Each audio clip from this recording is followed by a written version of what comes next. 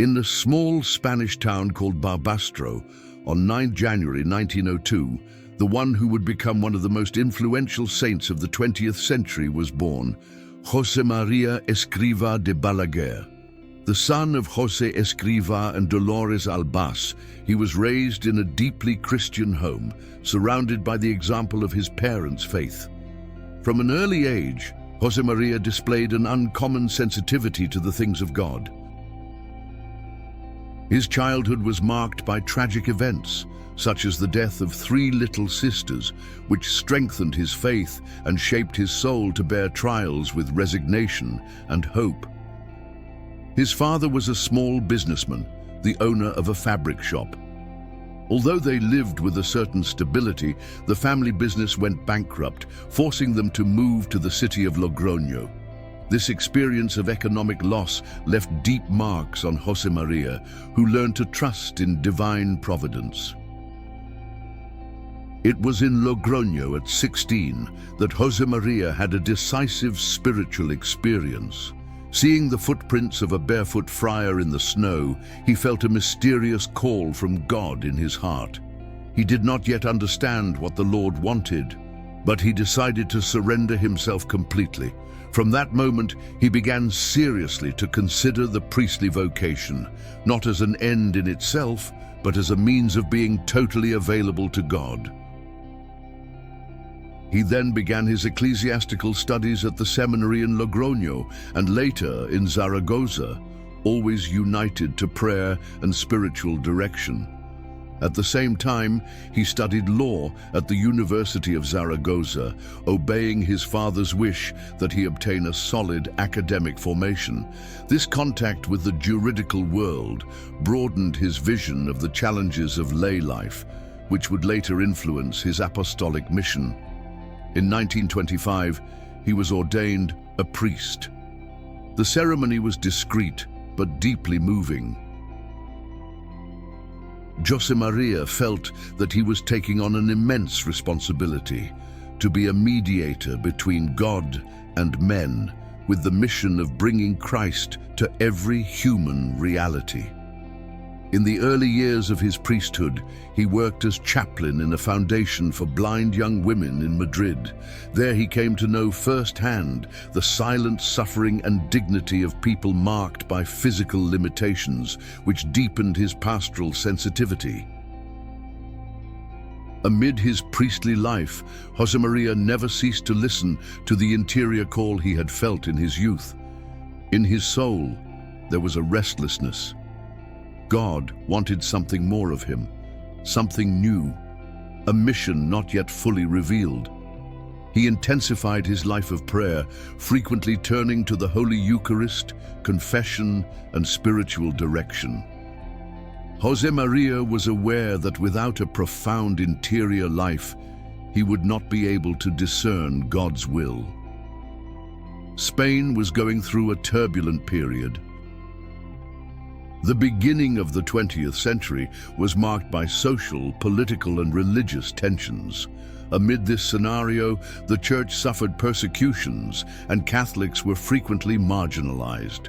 Even in the face of these difficulties, Josemaría believed that God could be found in the midst of the world, in everyday work, in the family and professional life of any person who sought holiness. This insight became ever clearer in his mind. Holiness was not a privilege of monks or priests, but a universal vocation. All the baptized were called to be saints, not in spite of their daily activities, but through them. On 2nd October 1928, during a spiritual retreat while meditating, he had the definitive inspiration.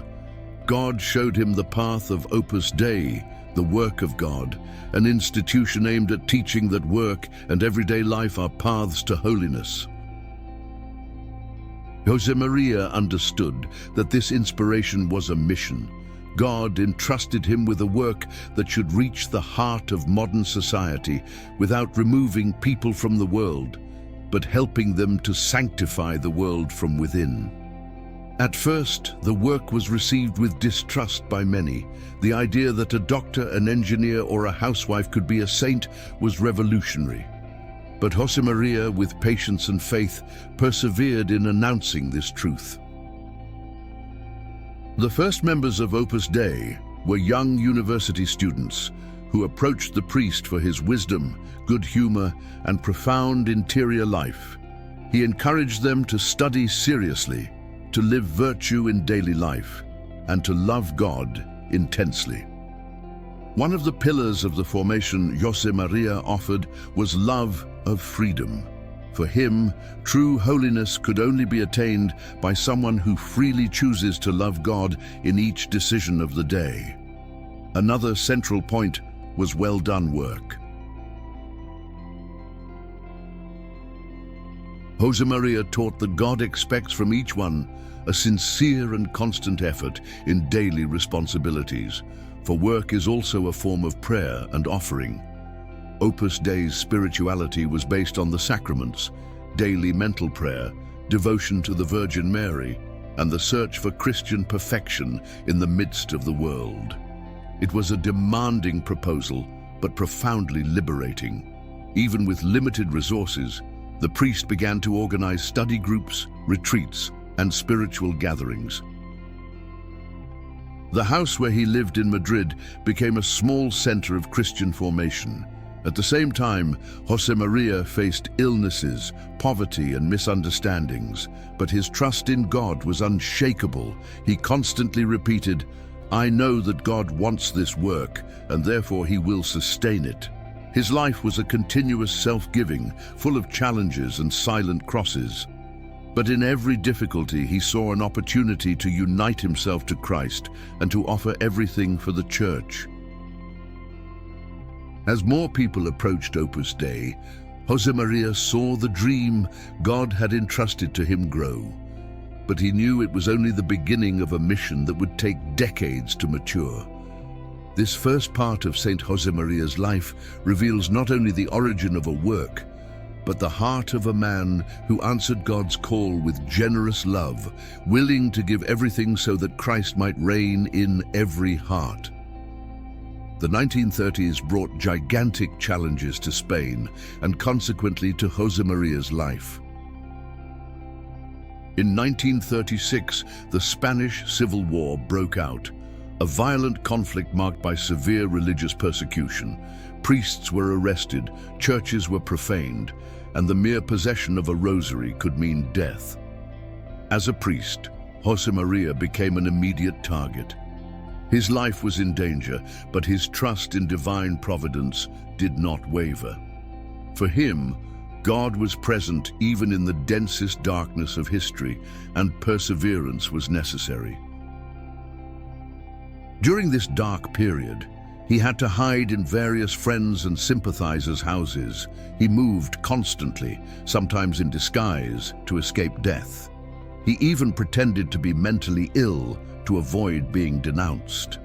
One of the most striking experiences was the time he spent sheltered in the Honduran consulate in Madrid. For weeks, he lived confined with others, in precarious conditions, unable to celebrate Mass or go outdoors. Even in that confinement, Josemaría never ceased to encourage the other refugees. He organized moments of prayer, heard confessions, and promoted peace among those present. He was like a flame of light in the midst of darkness.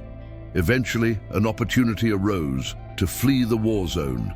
In a dramatic crossing of the Pyrenees, in intense cold and danger of death, he and some companions managed to reach a safe area, freeing themselves from persecution. The crossing was a true Calvary.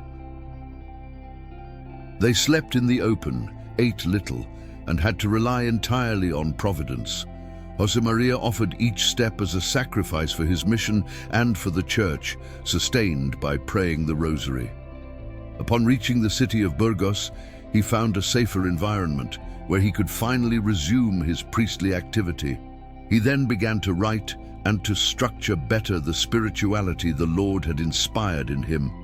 There emerged the seed of one of his best-known works, the book, The Way, Camino. Composed of hundreds of brief points for meditation, The text was born from his conversations with the first members of Opus Dei and from notes he made during prayer. The Way became a powerful spiritual guide for thousands of Catholics.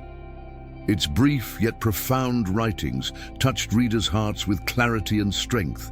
They spoke of daily life, the quest for holiness at work, and intimate union with God. At the same time, Josemaría deepened his understanding of the mission entrusted to him. Opus Dei was not a closed group, but a universal reality destined for everyone, men and women, young and old, celibate and married. In 1941, the work was officially recognized by the Church, giving new impetus to the mission. Josemaría understood that this was only the beginning.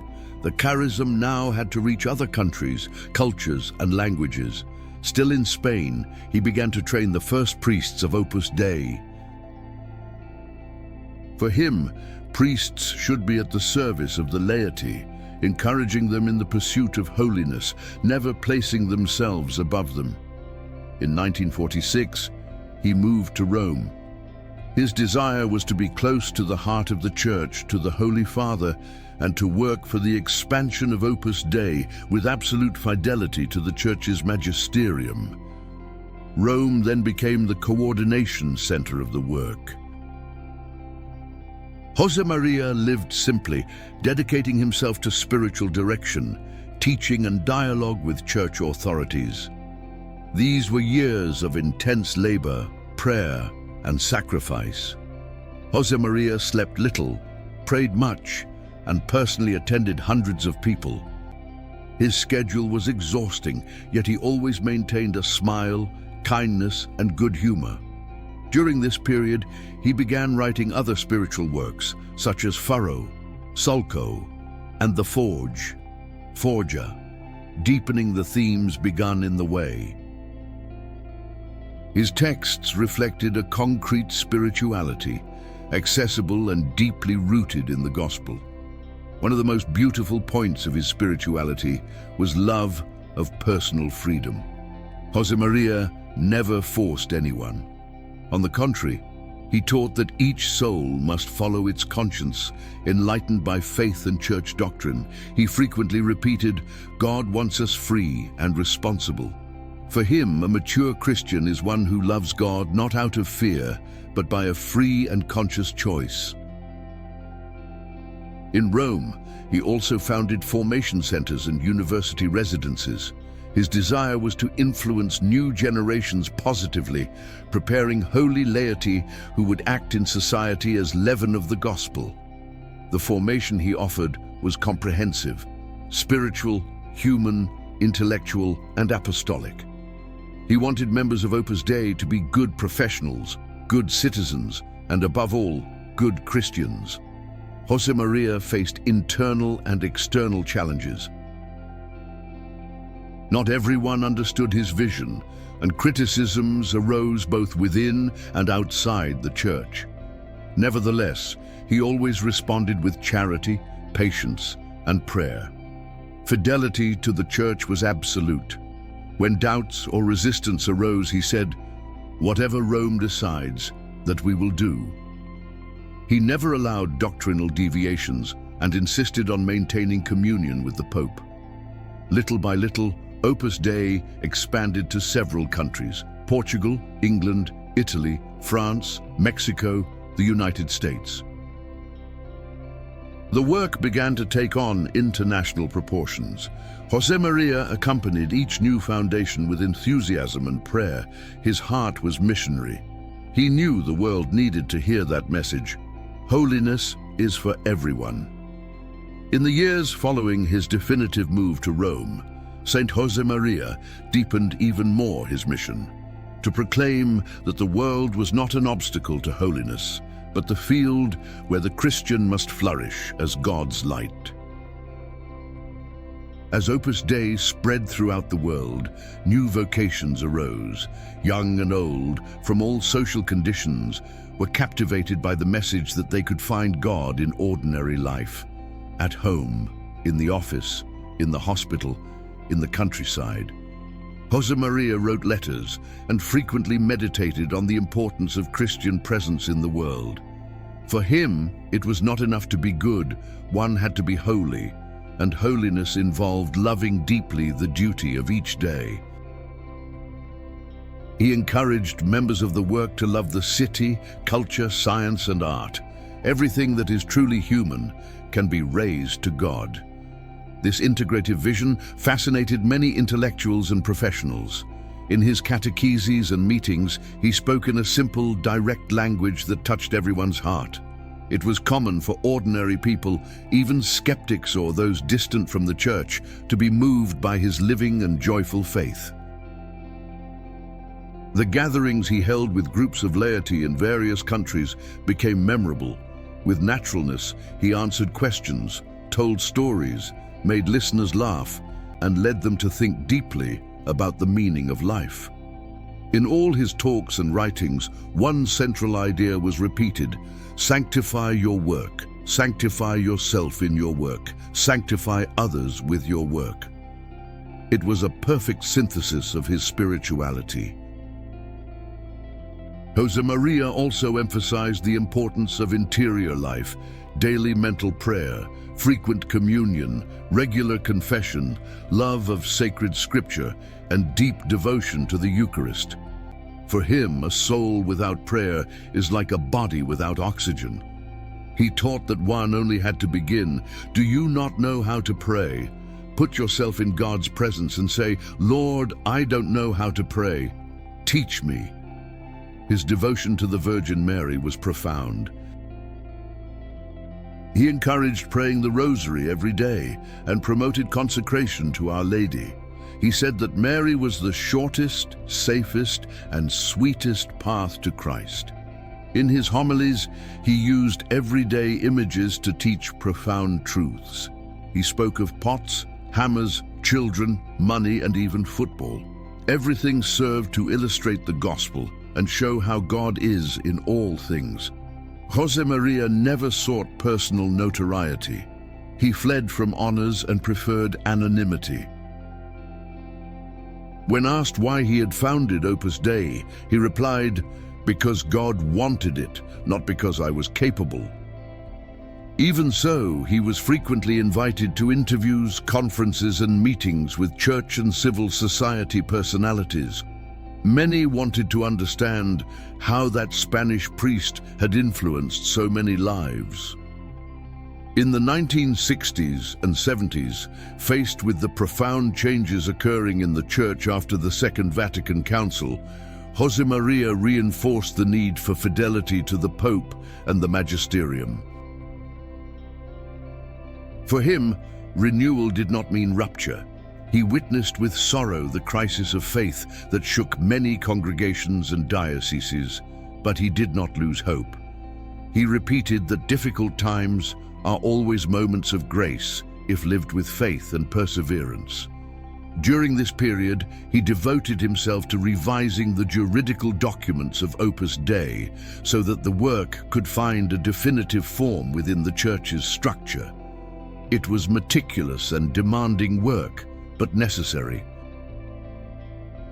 Josemaría believed that Opus Dei should not be a religious congregation, but a new reality that respected the secularity of its lay members while guaranteeing full communion with the Church.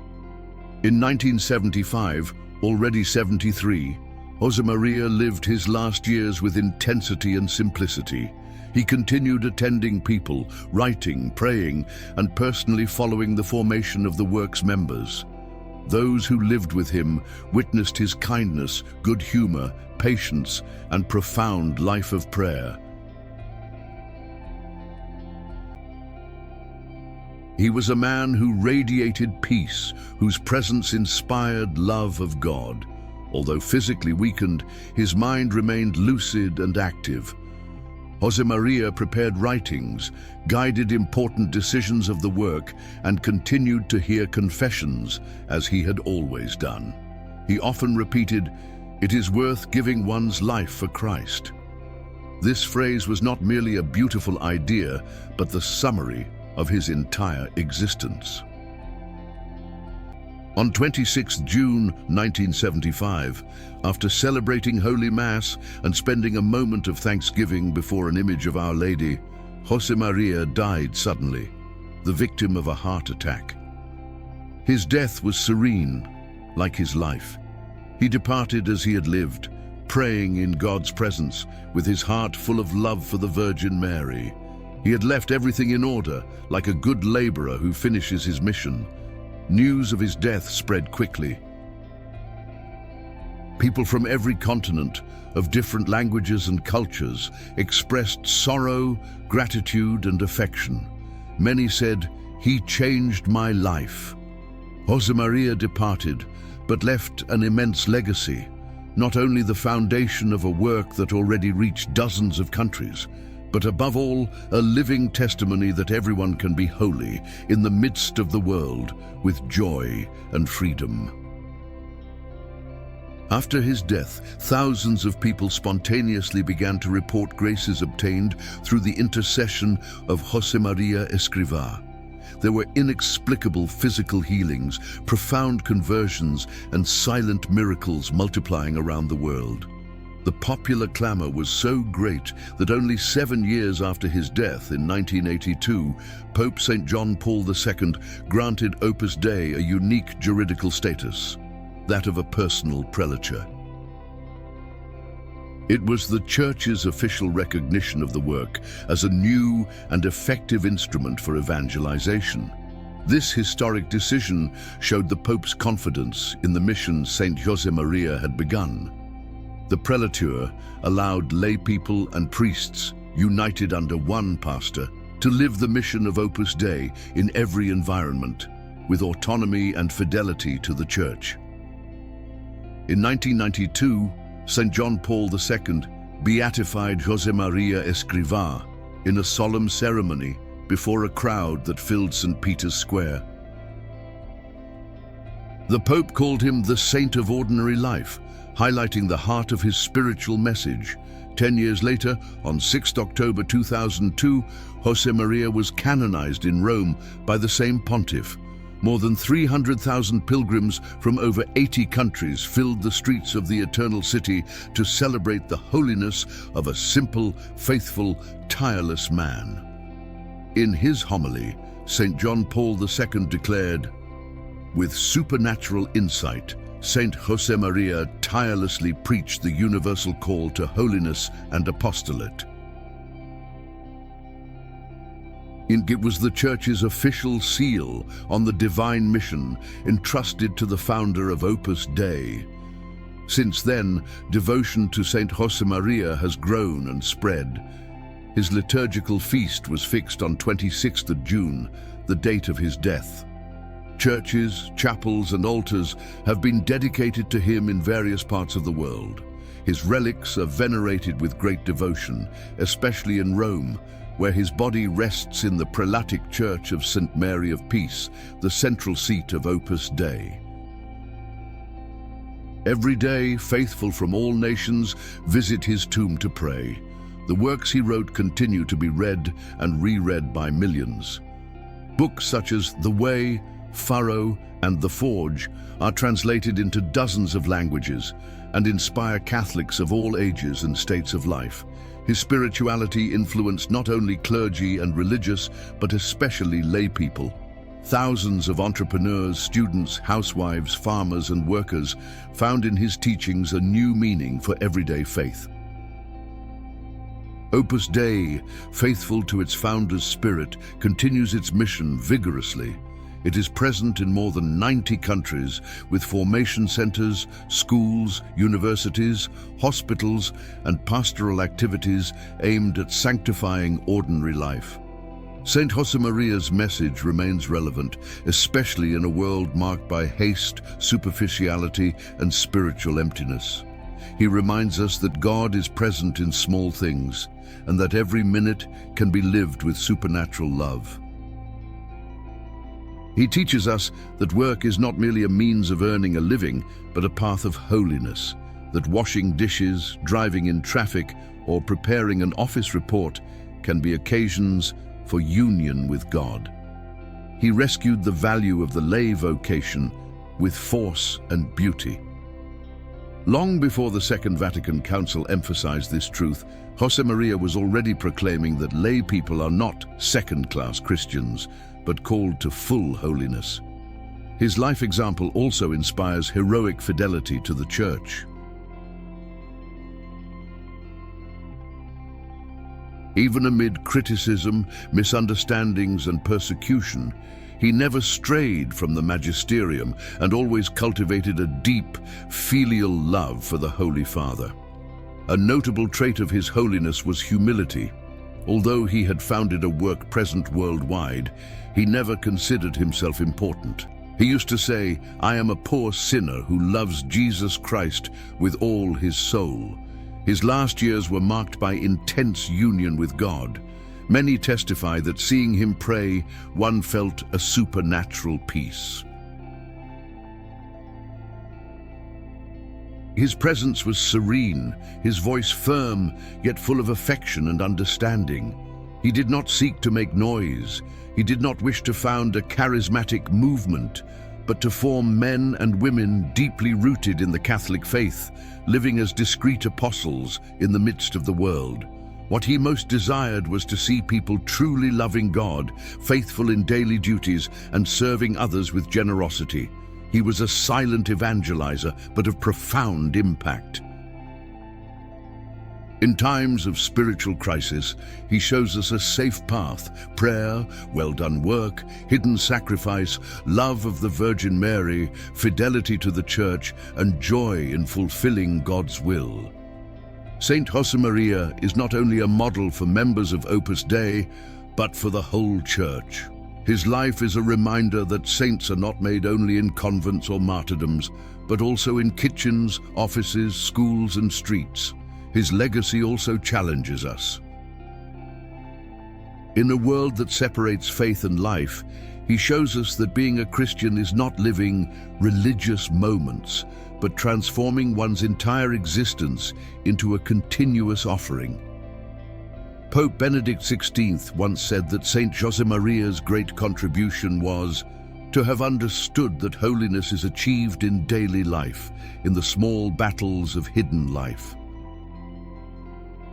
Today, more than ever, Saint Josemaria's example encourages us to bring God to the world without fear, without hiding our faith, without separating spirituality from concrete life. May his intercession help us to live the gospel radically, to love work as a mission, and to seek holiness not in extraordinary things, but in the beauty of the ordinary, done out of love for God.